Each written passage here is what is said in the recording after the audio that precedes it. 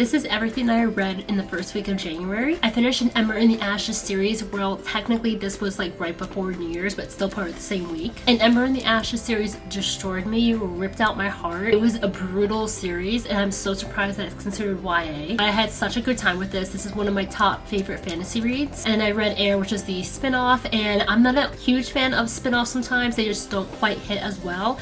But I really enjoyed Air. Then for the new year, I decided to start a new mystery series, and I started Stephanie Plum. This series has 30 books in it. I'm not sure if I'm going to read all 30. I mean, I think knowing me, I probably am going to. So this is about Stephanie Plum, who she got laid off from her job, so she needs money, and so she decides to be a bounty hunter for her cousin. So each book is about like finding a different person and then realizing that this person is like involved in a deeper crime and like solving that crime. It's supposed to be funny. This reminds me of Finley Donovan a lot, except this main character has a strong New Jersey accent and everything takes place in New Jersey. It's slightly on the cruder side. I read Visions and Shadows, and I really thought that I was gonna like this because I've seen so many people advertise, talk about it, but this was not good at all. This truly felt like a Wattpad type of story. Then I read Project Hail Mary, and I really did enjoy this, but a lot of the science and everything just went whoosh, like straight over my head. Like, my IQ is down here and the author's IQ is like up here. I did enjoy the plot of the book, but a lot of it I actually did have to skip over because I just could not understand the science. And also Rocky, the like spider cockroach creature, kind of creeped me out. And my last read of this week was City of Gods and Monsters, and I'm glad it ended with this because this has been so good. I'm obsessed with this series. I love Darian, and I love a good urban fantasy. When you take a mystery and you take fantasy and you combine them together,